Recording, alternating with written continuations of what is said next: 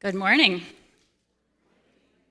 Welcome to worship with the community of the First Unitarian Church of Omaha. I'm the Reverend Shari Woodbury. Whether you're attending online or in person, I'm glad you have chosen to join us for worship on this fine morning. From the Latin, worship means to remember that which is of worth. And that's why we gather each week, to call us back to our highest values in community. A special welcome to visitors. This congregation is a community of all ages and abilities. It is a community with a rainbow of gender and sexual identities. It is a community of varied cultural and class backgrounds. We draw from many sources of inspiration and share common liberal religious values. Whoever you are, I invite you and hope you feel comfortable to bring your whole self into this space. If you're joining us online, I encourage you to create a YouTube account if you haven't already, and sign in when you attend that way. This will give you access to the comment feature on YouTube, and you can use that to share a joy or concern, or simply to say hello to others who are attending that way. For those who are in person, you're invited to go downstairs, either out the back and down the stairs or down and around this way after the service for our coffee hour, a social hour, where there is tea and coffee and even cake this morning. However you are joining us, I encourage you to check out upcoming events around the church. You can keep up with that on church e-blasts. They're online, and you may have noticed the screen out in the foyer showing some of those too. For anyone who wants paper, there are some printouts of Friday's e-blast in the foyer that you can take home with you. I have 3 logistical notes for those in the building. First, if you have a smartphone, as we've been doing for a month or so now, if you might be on Wi-Fi, unless you especially need it, please put your phone on airplane mode or simply log off of church Wi-Fi. This will help with our streaming signal as we're continuing a deep and unfortunately lengthy process of working with our IT consultant and internet provider to resolve our connectivity challenges. Second note, our COVID safety guidelines with regard to singing have recently changed. That's new this Sunday. At this time, masking is no longer required during singing, so it's okay if you prefer to sing without one. We encourage those who have a higher risk level or who are more risk averse to go ahead and continue wearing your mask. That's absolutely welcomed and fine. This goes for the congregation as well as for the choir. And our COVID task force also wants to encourage everyone to keep up with boosters, flu shots, and all those good preventive things. And please, if you're not feeling well, do wear a mask as a courtesy to others, or stay home and attend from online. Final logistical note, did everyone here get a note card and a pencil as you came in?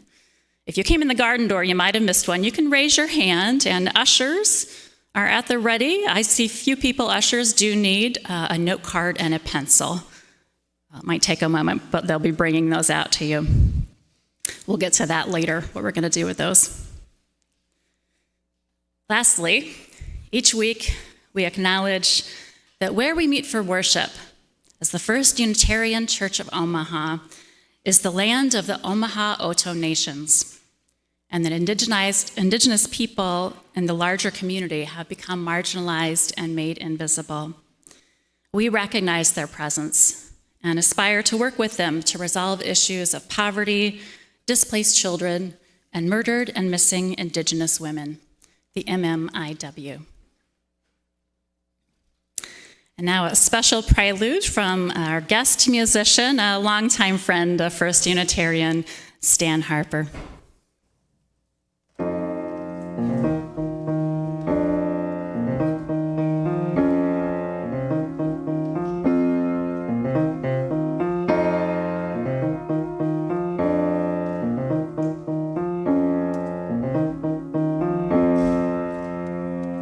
If you get too worried what you ought to do is sing. If you get too worried, what you ought to do is sing. If you get too worried, what you ought to do is sing. Sing about your troubles and they just might pass. If you get lost, what you ought to do is sing. If you get lost, what you ought to do is sing. If you get lost, what you ought to do is sing. Sing about your troubles and they just might pass. Sing about your troubles and they just might pass. Sing about joy. Sing about love and hoping it lasts. Sing about your troubles and they just might pass. Just might pass. If you get broken, what you ought to do is sing. If you get broken, what you ought to do is sing. If you get broken, what you ought to do is sing. Sing about your troubles and they just might pass. Sing about your troubles and they just might pass.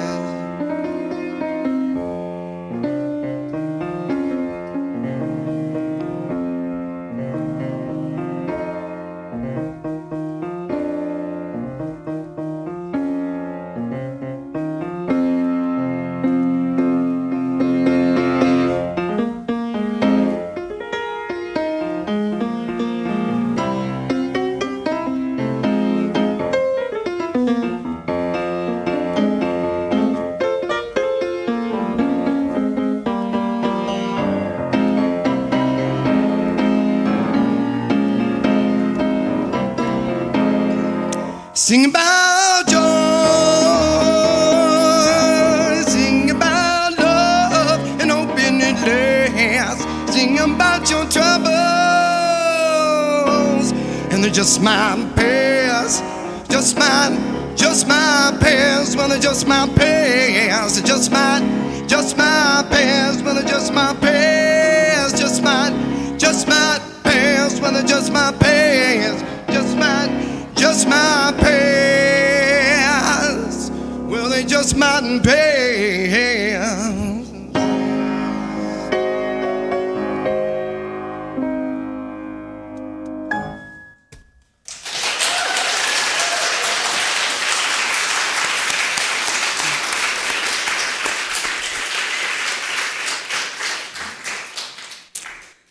Good to have you here, Stan. You all may know that Stan helped to light the musical flame in this church for many years as a participant and then a director in our former contemporary music group, Early Morning Risers. And he retired from that role recently, but continues as a friend of the church. And today we're recognizing his service and thanking him for that. So we'll come back to that later. This morning I'm going to invite Stan to go ahead and light the flaming chalice. And as he does so, come on forward, Stan, you can open your gray hymnal. Inside the front cover are our chalice words we've been using.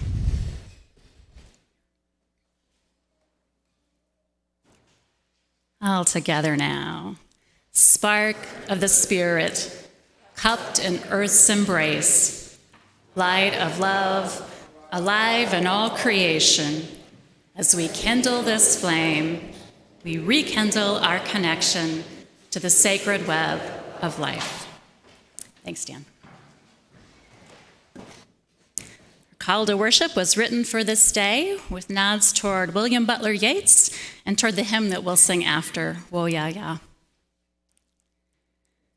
We enter this spacious place, whether by foot or cane or internet cable, to be held together in a time of great uncertainty. A rough and muddy era when things fall apart, and so often it seems the center cannot hold, is unraveling day by day. The old ways may not work anymore, if they ever really did. So what now? Beneath the eclipse, we may sense new paths beckoning in the shadows, and yet we don't know where we are going or how we will get there. Let us enter this time with minds hushed and curious, with tremulous yet open hearts, with creativity sparked, as we set out together on the way of not knowing. I invite you to rise for our opening hymn, if that feels good in your body. It's number 1020 in the Teal hymnal, Whoa, Yeah, Yeah. Go ahead and stand if you want to. This song is a little more complex than a typical hymn with some sections and repeats in two parts. Don't worry about mistakes, just make a joyful noise. If it helps to know, I'm going to stay on the top line, the melody line. Stan may do a little harmonizing, so you can stay with me if you want to. Whoa, yeah, yeah.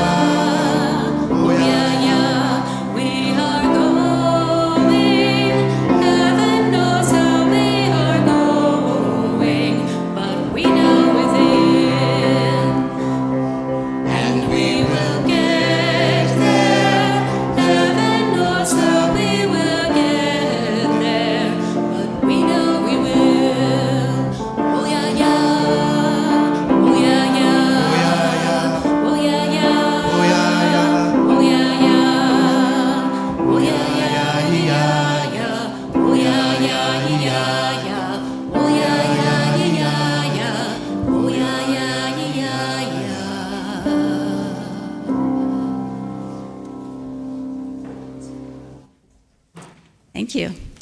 Thanks for trying something new. We're going to do more of that today. I invite the kids to come forward, those who are young, and if you like, young at heart.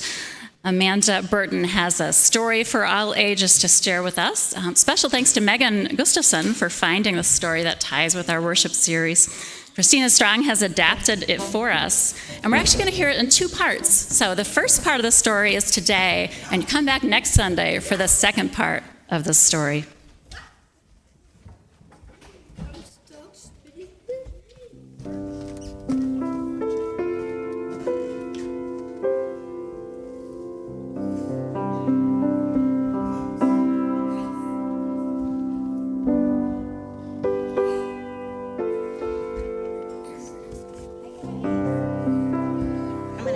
You guys today.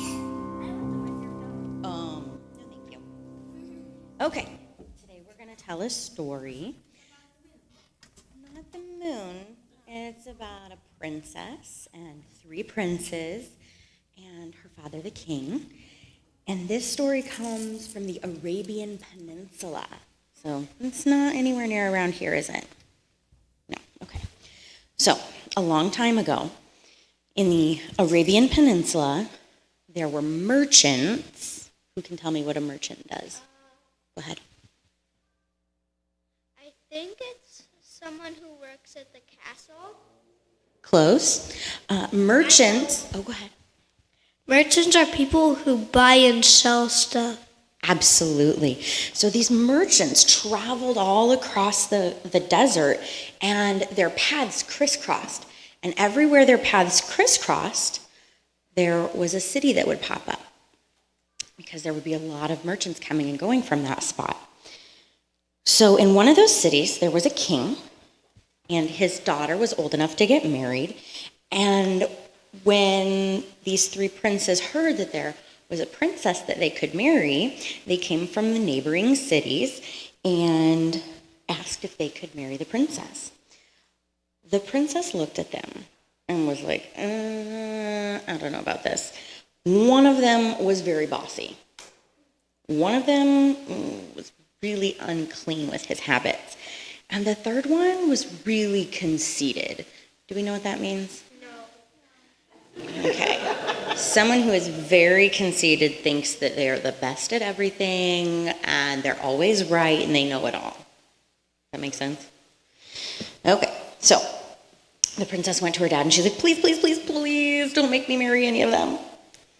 And the king loved his daughter, so he came up with a plan and he told the princes, I'm going to think about it, come back tomorrow.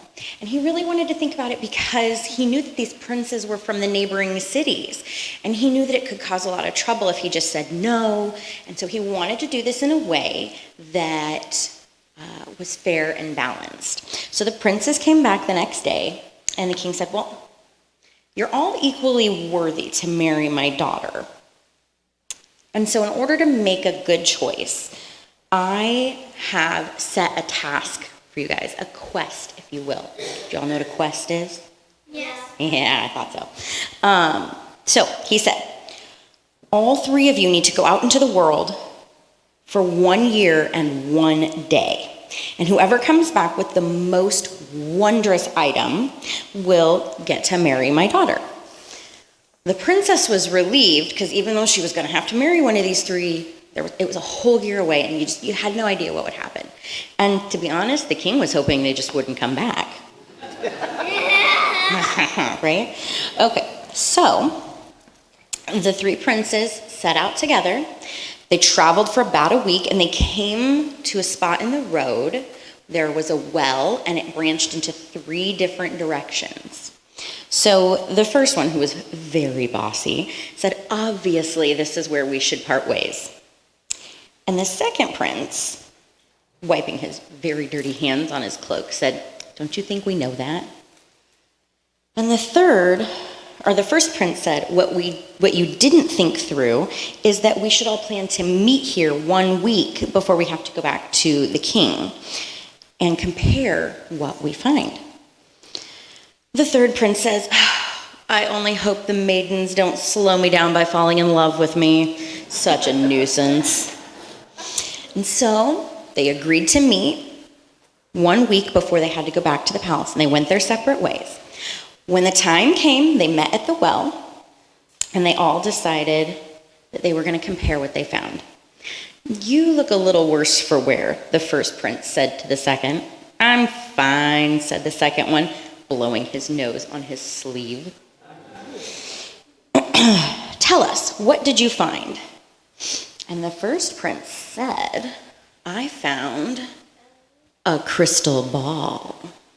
Yeah, you want to pass that around? Be careful with it. This crystal ball will show you anything you want to see that's happening anywhere in the world. Well, the other two were very impressed with that and a little bit worried that maybe what they found wasn't good enough. So the first prince said to the second, and what wondrous item did you find?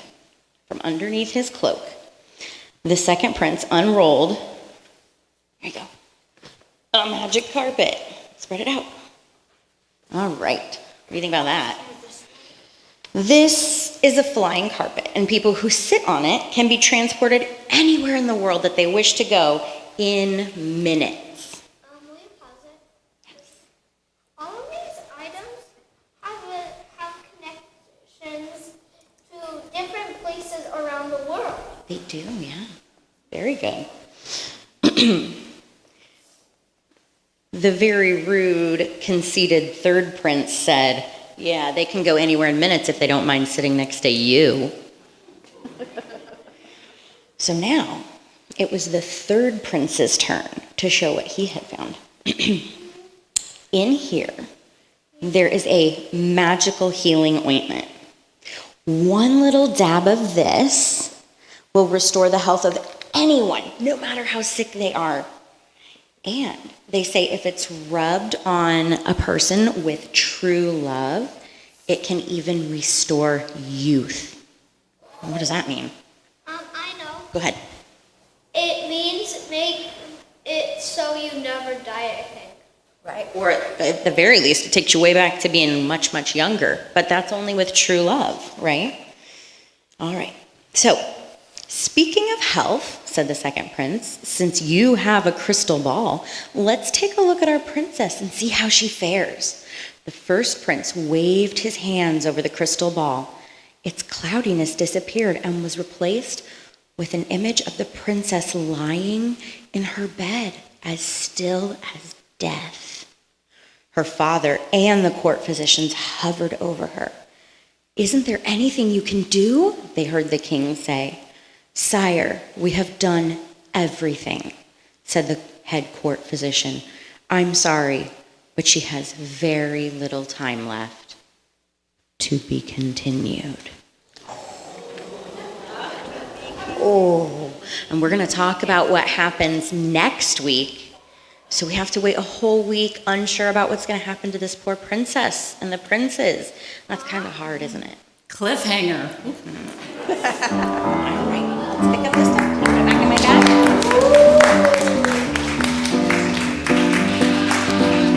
I'm gonna let it shine, this little light of mine. I'm gonna let it shine, this little light of mine.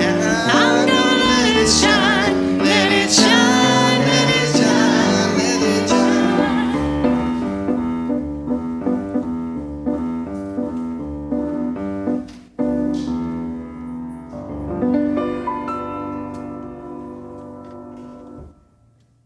Thanksgiving is right around the corner. This is the time of year when our sister church relies on extra monetary donations to help them provide Thanksgiving meals for people in North Omaha who need help. Inflation is cutting into Pastor Portia's ability to buy the extras, such as turkeys, that she usually provides at Thanksgiving time. This is the final Share the Plate collection for this month. If you didn't spend everything at the Heart and Hand auction, please consider putting something extra in the plate today. Thank you.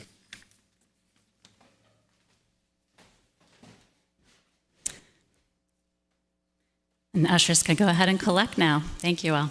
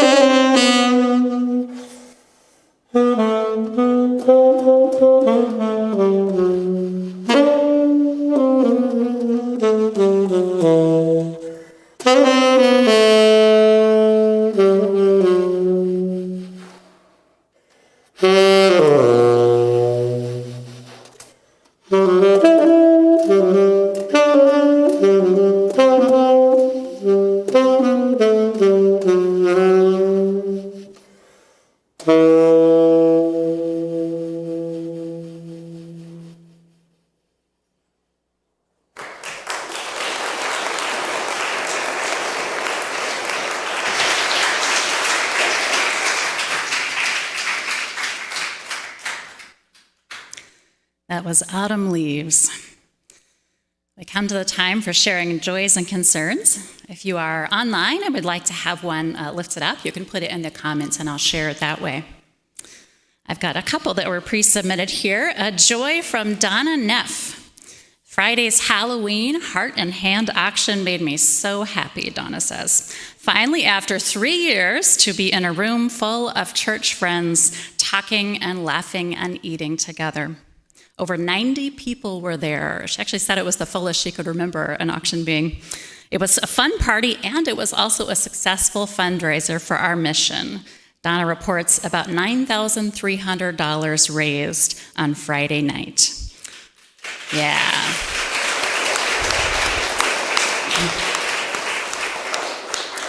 Many people stepped up to help Donna, Mark, so many volunteers and donors and all who bid and participated and were part of the costume party and the fun.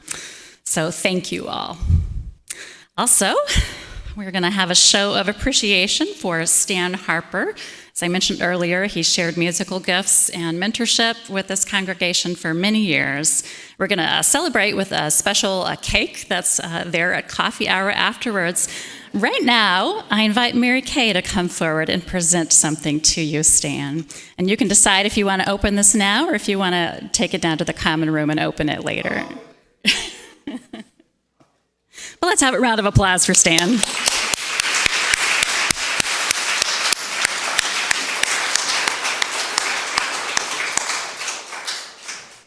Trolls is my favorite. See, I don't see anything from our online folks. So let me at this time invite you to pull your teal hymnal back out and open it to number 1034, De Noche. We're going to be singing this for the next 4 weeks as part of our fall worship series as we're expanding our horizons. So let's learn it if you don't already know it. We're going to sing it in Spanish today twice and then in English once. But before we sing it, I know we may not all be Spanish speakers. I'm a little rusty myself. Patricia Soto and Sonali and Samara are going to come forward and help us learn how to pronounce the Spanish version of the song. We'll just start doing it verbally first.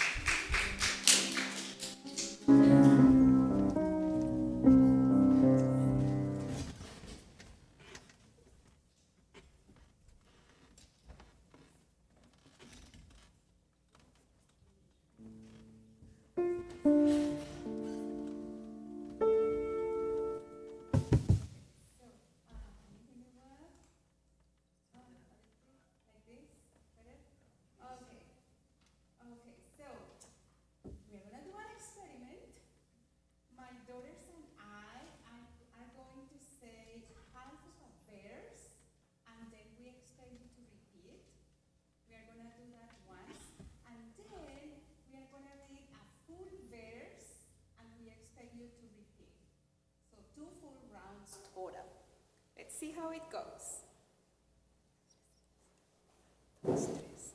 De noche,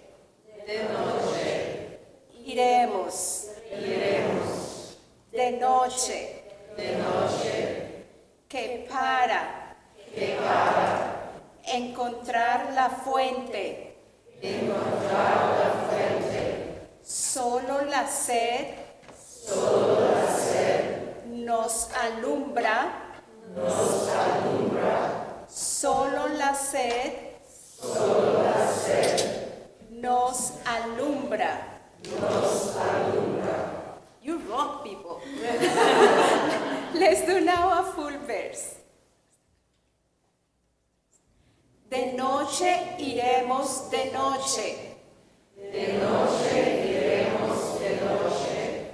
Que para encontrar la fuente, solo la sed nos alumbra. Solo la sed nos alumbra. Perfect. We are ready.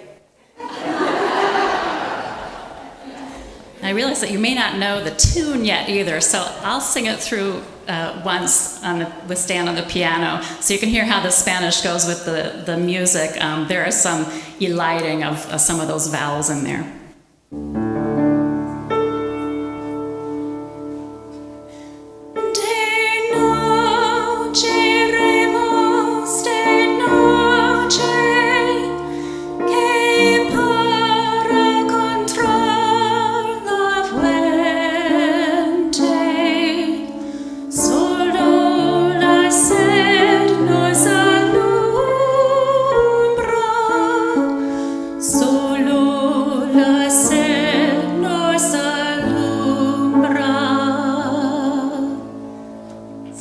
We're going to do the Spanish twice, and then we'll finish with the English once. And then we'll do this again the rest of the month.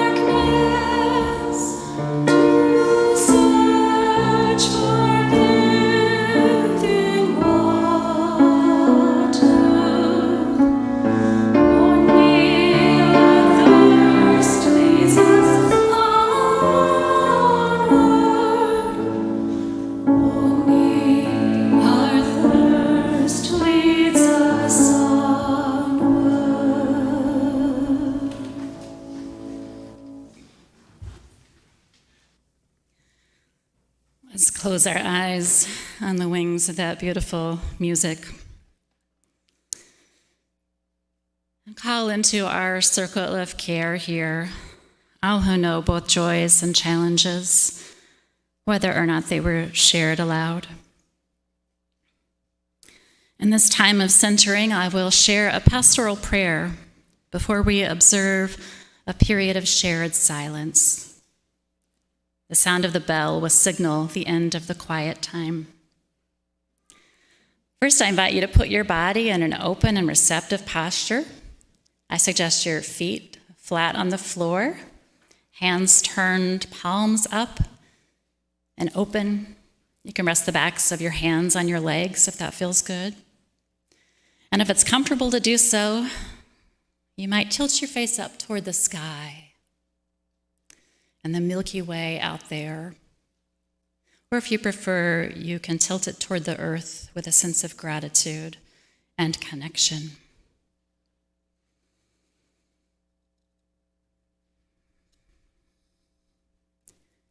Spirit of life, we wait in the darkness of this uncertain time Finally, we seem to be on the other side of the pandemic, yet life seems ever more changed. Crises abound in our democracy, between nations, and vanishing species on our climate-ravaged Earth home. And so many of us face personal challenges, challenges of physical or mental health, providing for our families, overcoming loneliness or a sense of separateness. Spirit of wisdom, we are thirsty for living water. We hunger for insight, for guidance, for some hint of how to go forward, how to live now, how to make it through the present to a future that might serve our children and our children's children and all of the other beings on our planet. Spirit of creativity, we open our hearts. We know that creativity is shot through every part and particle of the cosmos. Perhaps we can even feel it as a tingle at our fingertips, our toes, the crowns of our heads. Let us be instruments of your generative energies. Let the darkness of this time be like rich soil, fertile ground for new things. So may it be. Amen. A time of silence together.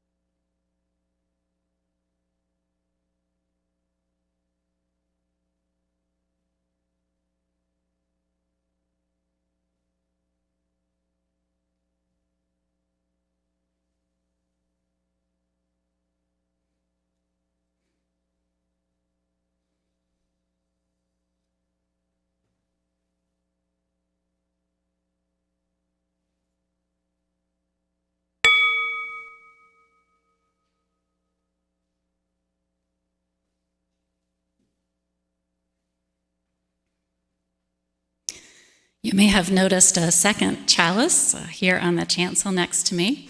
This dark chalice is a complement to our usual chalice of light. It represents the honoring of the creativity in times of chaos and breakdown. We're going to light it each Sunday, along with our usual chalice during this fall worship series, symbolizing the surrender to the way of not knowing and welcoming of the gifts of this time. Today, I will light it in between two readings of our scripture for this morning. I invite Alex Manat and Mo McKinley forward to share that reading with you. It's a poem by Rainer Marie Rilke from a translation by Barrows and Macy. And we're going to hear the poem twice, so you'll have a chance to let it sink into your being.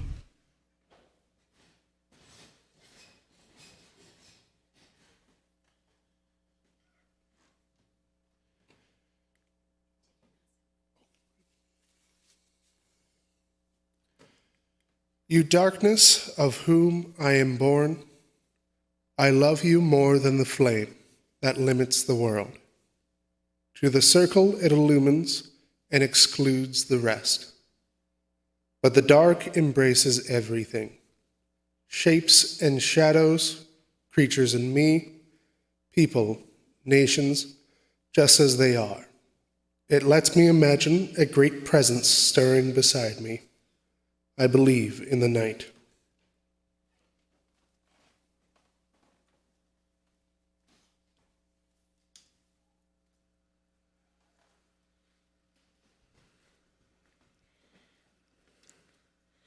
You darkness of who I am born, I love you more than a flame that limits the world to the circle it illuminates and excludes all the rest.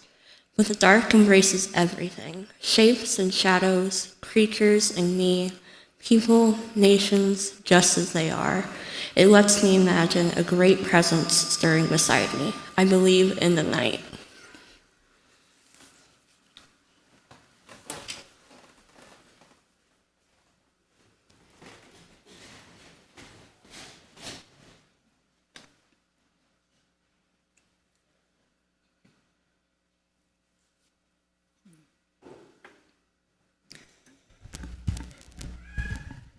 The Austrian poet Rilke wrote of loving the darkness, being born of the darkness, in the darkness being able to imagine a great presence stirring beside him.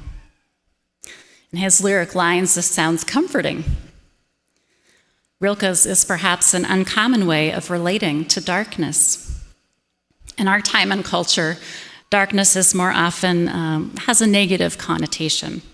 The dark side of the force, the dark villain in many a movie, the dangers that lurk in the darkness of night, animal or human or zombie.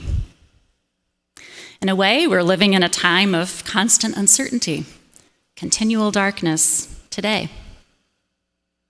Futurist Ari Wallach calls the kind of age we live in an intertidal period. He's referring to the narrow zone on a beach that is sometimes covered by water and sometimes not.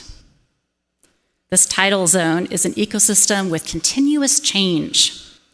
He calls it a place of both crazy creativity and crazy danger. How does our era of rapid change shimmer with both danger and treasure like a tidal zone? The futurist observes, all around us, we see the old ways of being and doing no longer work. Trust has fallen to historic lows. Global challenges like climate change, pandemic disease, financial crisis, and tech disruptions are exploding and are on a collision course with fragmented geopolitical structures and citizens. People, he says, increasingly feel that they and their families are worse off in the future rather than better off, as people more often used to assume. Katie Carr and Jim Bendel flesh out the picture as they write on deep adaptation, and specifically write about enabling more loving conversations about our predicament. They summarize the givens that Westerners have long relied on, but which today seem to be slipping from our grasp. With citations to the scholarly literature, so you know that they're documenting a cultural breaking point and not just waxing poetic, they highlight that mainstream science, quote, has begun to lose its power in orienting people in their world. Mainstream science. That stories of progress are losing their dominance.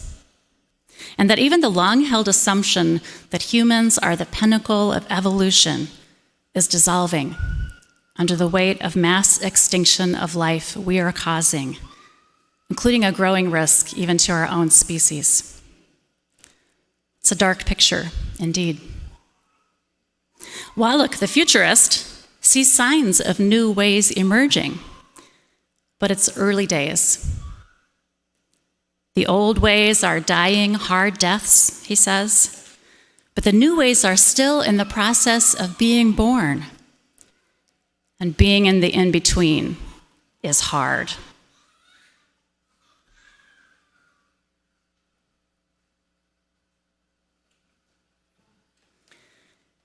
Being in the in-between is hard. I don't know about you, but that resonates with me.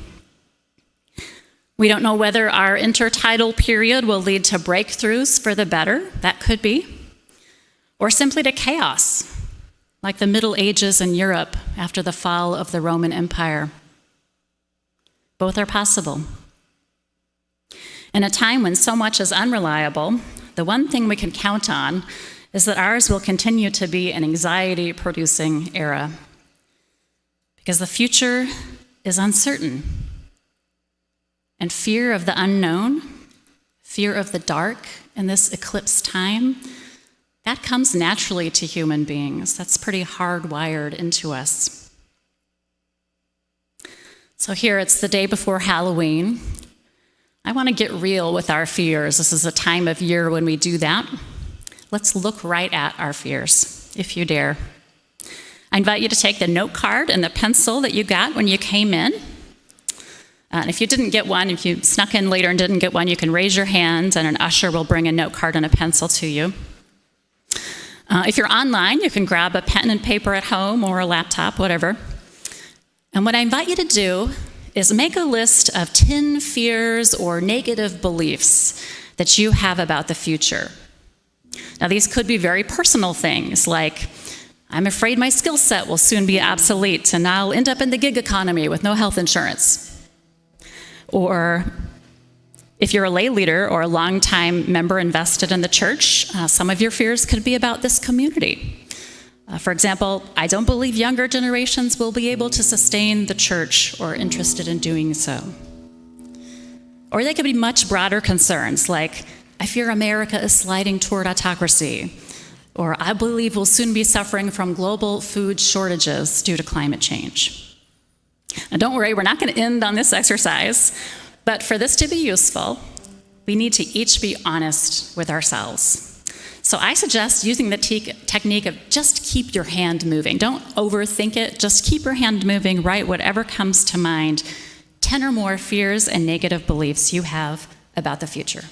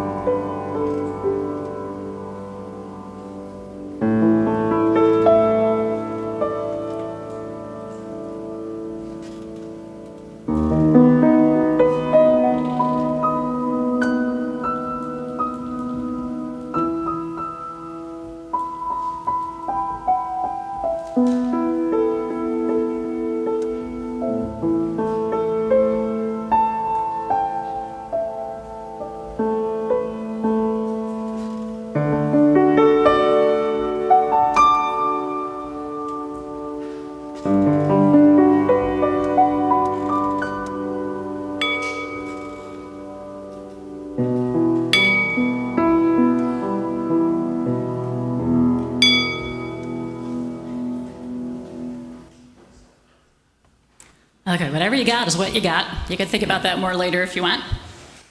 Now take your list. If you are in person or you're watching with someone else at home, I invite you to turn to a neighbor and talk about just one or two of the things that you wrote down. It's up to you which ones you would choose to talk about. And if you are prefer not to share or you're watching alone by yourself, you might instead reflect silently, journal, maybe talk with someone about this later. Okay, so a couple minutes to talk. No.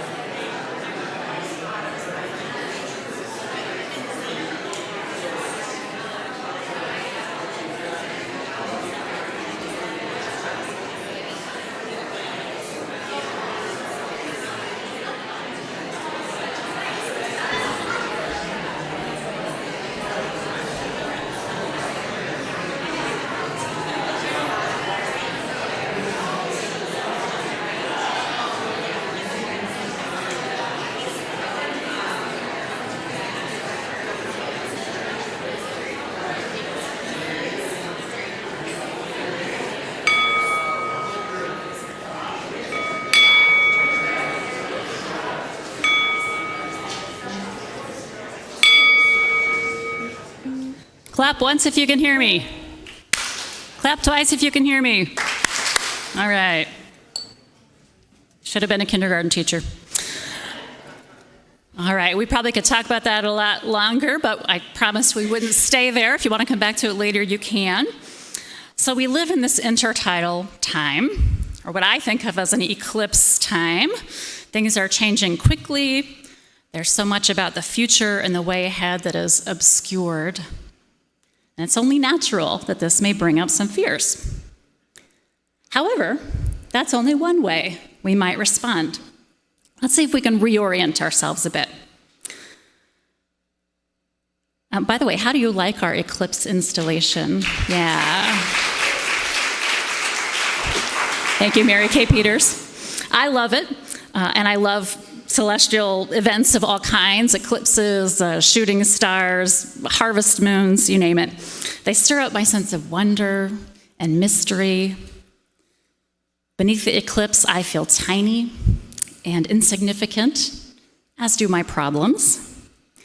Under a darkened sky with stars shining through, I also feel myself to be part of a vast, interconnected universe, part of the consciousness of the cosmos itself.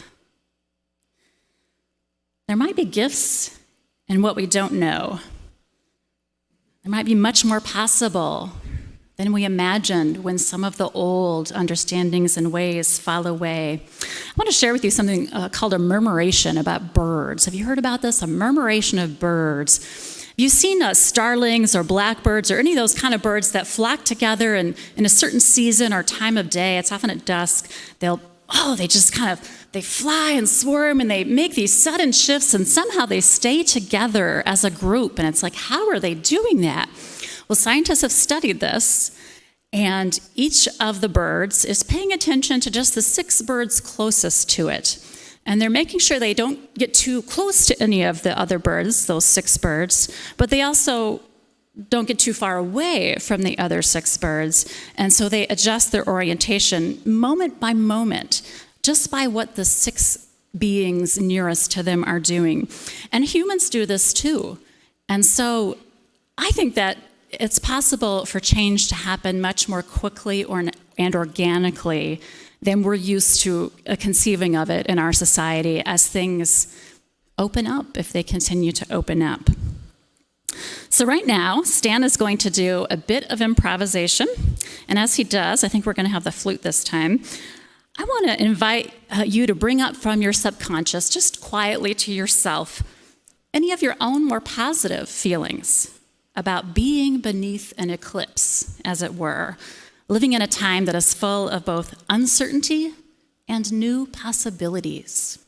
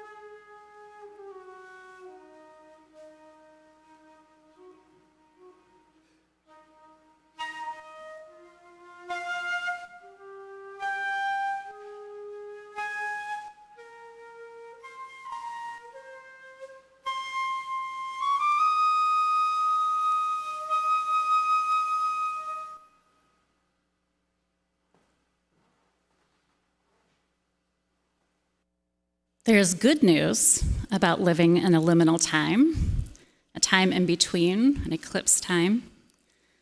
It's easy to look back on the past and miss the good old days, especially if our own lives were easier then. But there were all sorts of problems with our country, with our world, before we reached full eclipse. Escalating inequality among our people and between nations, destruction of the earth, epidemics of addiction and hopelessness, and the list goes on. And the consequences of our unsustainable way of life have become pretty hard to deny. And there's a certain way in which that is good. Because as the old ways destabilize, it becomes more possible for people to break out of old assumptions that kept humankind locked in this destructive spiral.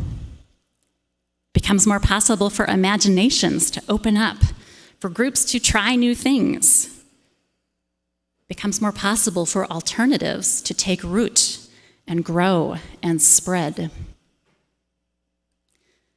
Futurist Rilke writes, "The in-between time is where all the creative juice is.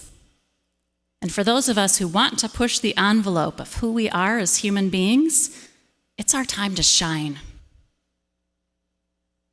That doesn't mean this is an easy time to live through, even for those of us who relish the idea of transforming our culture. So how do we make it through an eclipse time? Well, what do people do during a literal eclipse if they want to look at it, if they're curious enough to look directly at it? They get their eclipse glasses, right? Protecting your eyes so you can look up at the sky as the moon begins to overlap the sun and continues to reach full eclipse. And then protecting your eyes again as the moon continues its trajectory across the sky, revealing more and more of the sun until the two orbs are distinct again. The eclipse glasses reduce sunlight to safe levels so you don't injure your eyes. Well, to look right at our metaphorical eclipse of great change and disruption and uncertainty, instead of averting our eyes altogether, clinging to denial as it were, we too, I think, need eclipse glasses. And I'm going to share with you this morning 2 strategies or ways of being that can function in this protective way for us as we face our existential predicament. The first of these, this may be counterintuitive, but I think the first of these is an acceptance of not knowing. In my eclipse analogy, the sun is the old ways that don't work anymore, and hence are being blotted out by the moon, so that all becomes dim and shadowy around us.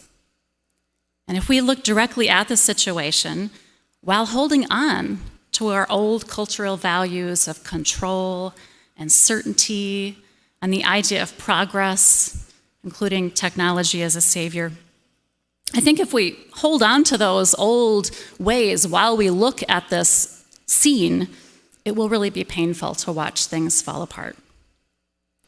Feeling we should be in control and know what to do when we aren't and we can't possibly. It's only if we can increase our tolerance for not being in control, for not knowing, that we can continue forward in a positive manner.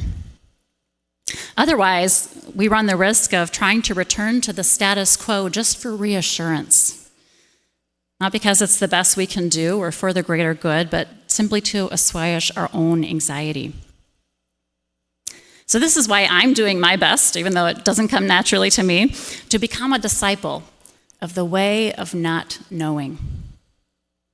If I want to be an agent of transformation, if I want to give my child and all the future humans and creatures a better chance, which I do, then I need to loosen my grip on the past, on the old ways, and create space within myself to be open to new possibilities and opportunities. Create space within myself for imagination, intuition, creativity, connection, collaboration. And that brings me to the other sort of eclipse glasses we might choose to put on. Instead of moving through the world with a sense of isolation, personal risk and personal strength and individual everything, which is so embedded in our culture, I can turn toward other people. I can build my resilience by building relationships, building networks of cooperation and mutual care. I found it very interesting to read one of the pieces in the latest issue of the UU World, our denominational magazine. The issue is about facing the climate crisis. Alice Karima Newberry, a UU lay leader of indigenous Shimanchu heritage, points out indigenous people have been living through apocalypses for a long time.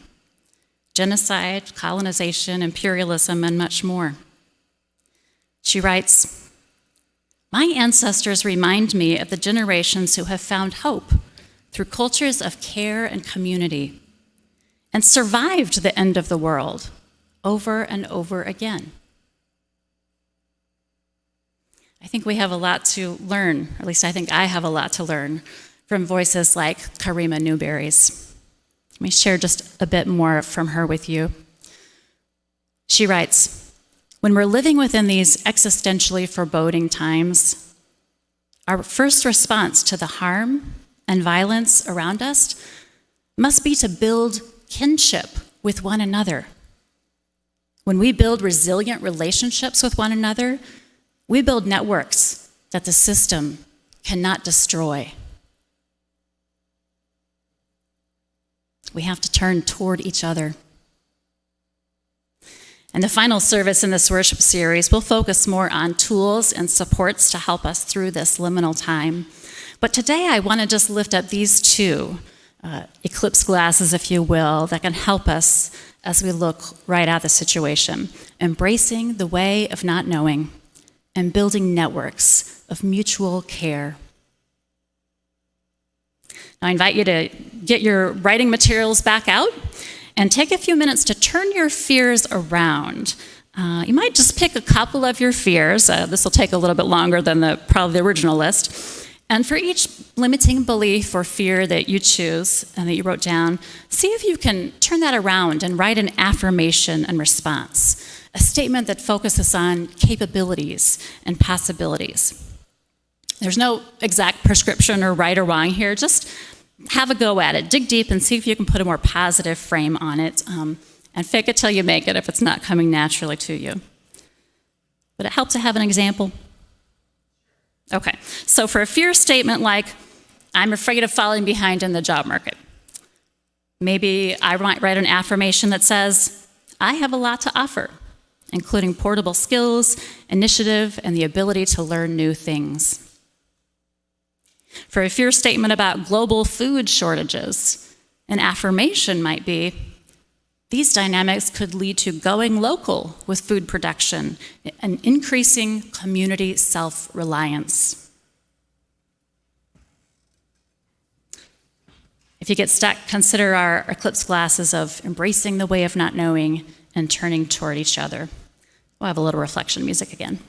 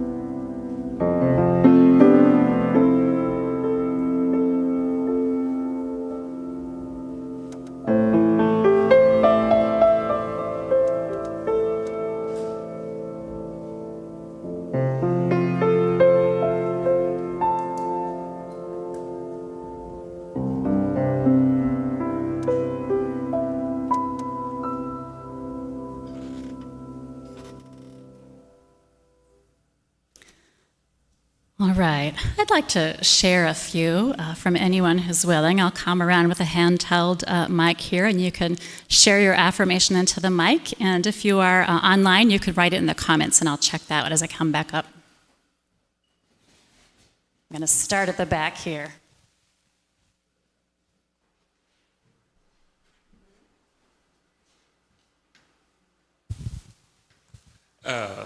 First of all, thanks so much. My name is Jamal.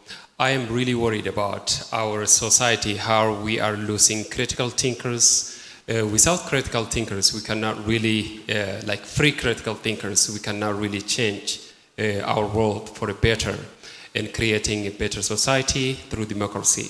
So with my affirmation, what I'm saying is, if we work together and not give up, and we can create more free thinkers and artists and sciences, which will create the best world for all. Thank you. Justice will prevail. To the point, justice will prevail. Who else wants to share?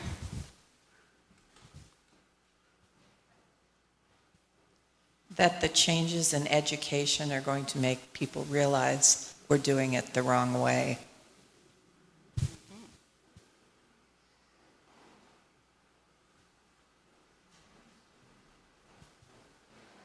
That the mental health crises that we're seeing, especially among youth, will illuminate the fact that we need more community support. So getting more community support for mental health. Stress on the global food chain or food supply may be alleviated by people learning to eat lower on the food chain.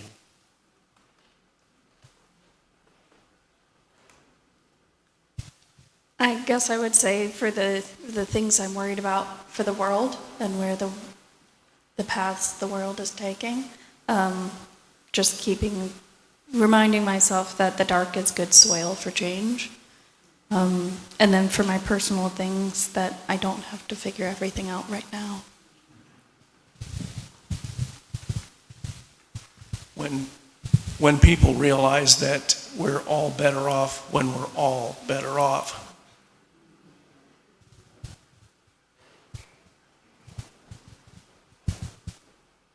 Greater consciousness raising in terms of like viewpoints and stuff by the people in general. Mind's opening, yeah.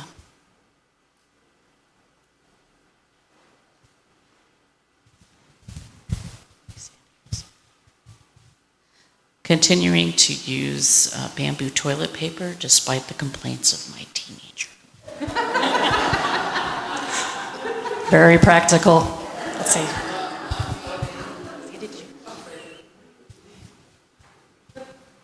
With my friends, I will continue working for outcomes of justice, and we will not do what Lindsey Graham said, and all jump off the bridge. Keep at it together. Well, I've wanted to go to the headwaters of the Amazon for years, and the leader, Judy Unger's former spouse, says all I have to do is walk an hour a day to prepare. So I'm committing to do that. I'm going to the Amazon, and I'm coming back inspired to talk to deniers about the experience. You can do amazing things with an hour a day and promote change.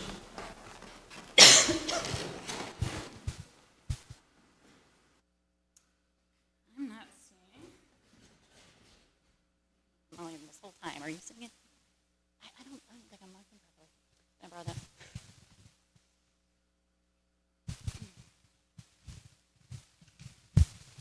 Okay, let's see.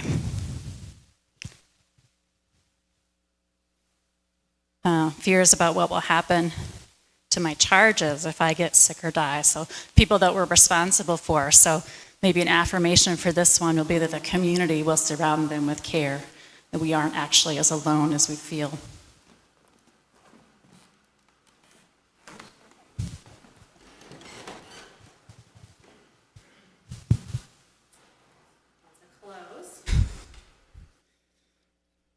I invite you to participate in a responsive litany to close this out. And thank you for being experimental with me here today. If you're so moved, I'm going to ask you a series of questions, and if you're so moved, you may respond with yes. And I'll gesture like this, so let's try that. Yes. Okay. Though I may find the way of not knowing a bit scary, I'm going to lean into it and let go of the need to know or the illusion that I can control and know the future. I'm going to become a disciple of the way of not knowing. Will you endeavor to do that? Yes. Though I'm smack in the middle of this individualistic culture, I know I don't have to face an uncertain future alone. So I'm going to try to build networks of mutual care. Will you? Yes. I have many resources, both within myself and within my networks.